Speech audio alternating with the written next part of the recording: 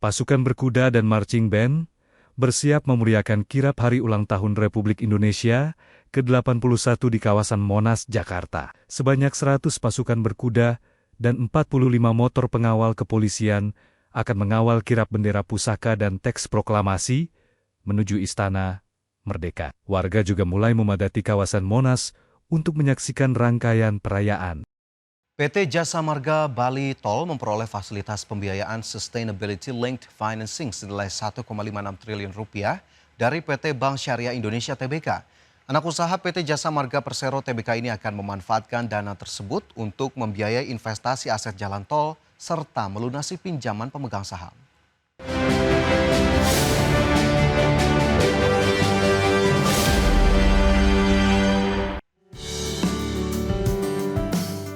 Usaha PT Jasa Marga Persero Tbk yaitu PT Jasa Marga Bali Tol merealisasikan pendanaan berkelanjutan. Berdasarkan keterbukaan informasi, pengelola konsesi jalan tol Nusa Dua Ngurah Rai Benoa ini mengantongi fasilitas Sustainability Link Financing senilai 1,56 triliun rupiah dari PT Bank Syariah Indonesia Tbk. Dalam kesempatan tersebut, Bank BSI bertindak sebagai kreditur pembiayaan syariah, sementara JBT menjadi penerima fasilitas. Dana pinjaman akan digunakan untuk membiayai investasi aset jalan tol sekaligus melunasi sebagian pokok dan bunga pinjaman pemegang saham. Skema pembiayaan Sustainability Link Financing ini mengaitkan pendanaan dengan target keberlanjutan yang disepakati kedua belah pihak. Langkah ini mempertegas komitmen Jasa Marga Group dalam menerapkan prinsip perusahaan lingkungan dan tata kelola yang baik. Selain refinancing aset, struktur pembiayaan ini memberikan fleksibilitas arus kas yang lebih sehat bagi pengelola tol atas pemenuhan kewajiban keuangan. Aksi korporasi ini juga memperkuat penetrasi pembiayaan syariah di sektor infrastruktur nasional.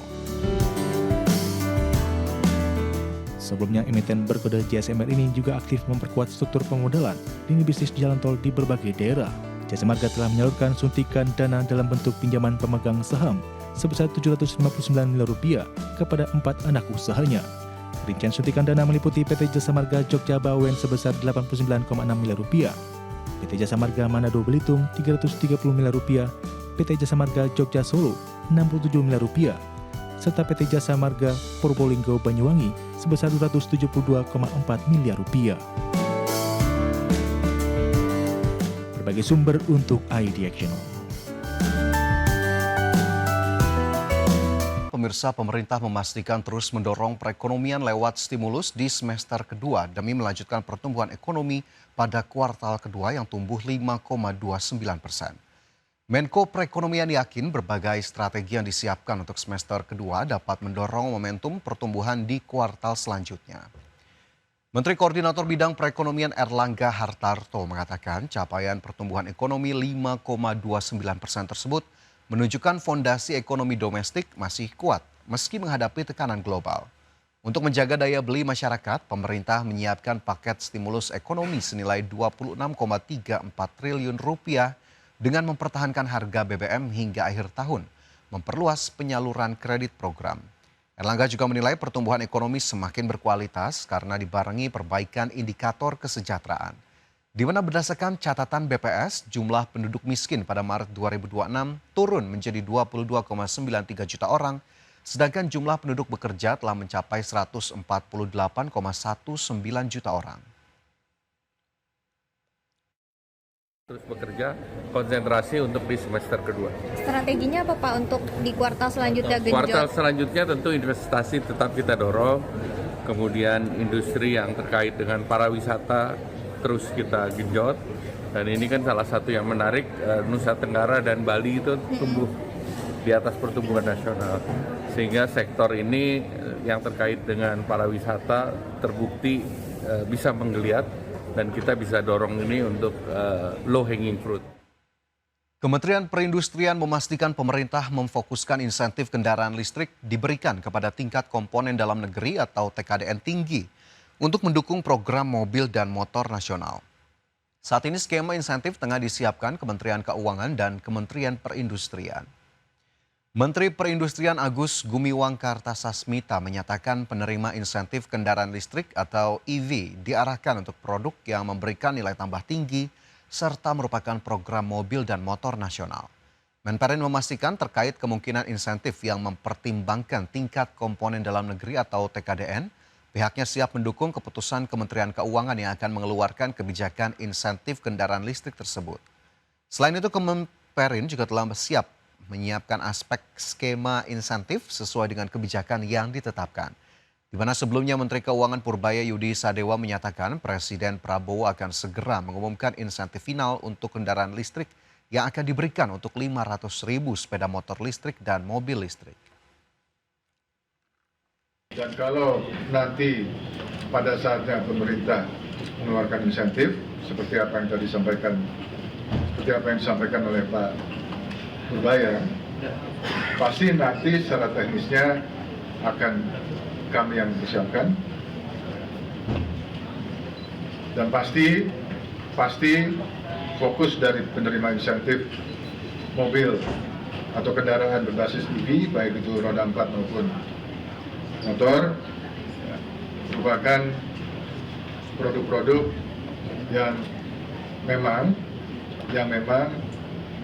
menciptakan nilai tambah yang tinggi di Indonesia, artinya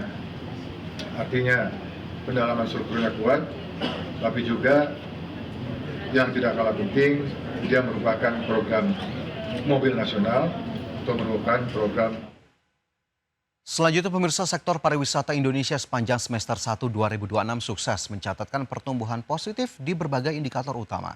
Realisasi ini sekaligus mempertegas peran pariwisata sebagai salah satu penggerak ekonomi nasional yang mampu menciptakan lapangan kerja serta mendorong pembangunan di berbagai daerah.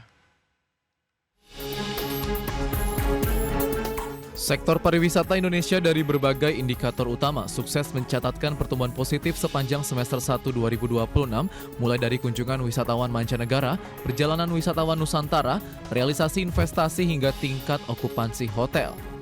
Capaian ini sekaligus mempertegas peran pariwisata sebagai salah satu penggerak pertumbuhan ekonomi nasional yang mampu menciptakan lapangan kerja, memperluas peluang usaha, dan mendorong pembangunan di berbagai daerah. Menteri Pariwisata Widianti Putri Wardana menyampaikan bahwa realisasi tersebut merupakan hasil dari strategi dijalankan secara adaptif melalui penyesuaian pasar, penguatan promosi di negara-negara dengan potensi pertumbuhan tinggi, peningkatan pergerakan wisatawan Nusantara, serta pengembangan produk dan destinasi yang semakin berkualitas. Di tengah dinamika geopolitik global, tekanan terhadap harga energi dan tiket penerbangan, serta berbagai tantangan regional, pariwisata Indonesia tetap menunjukkan resiliensi dan pertumbuhan yang positif. Capaian ini tidak terjadi dengan sendirinya.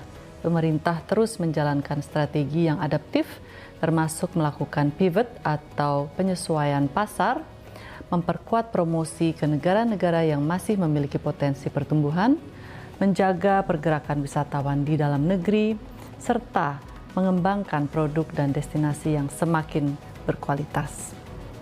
Hasilnya, sepanjang semester 1 tahun 2026, pariwisata tetap menjadi salah satu kekuatan yang menopang pertumbuhan ekonomi nasional. Berdasarkan data BPS, jumlah kunjungan wisatawan mancanegara sepanjang Januari hingga Juni 2026 mencapai 7,45 juta kunjungan atau tumbuh 5,71% dibandingkan periode yang sama tahun lalu.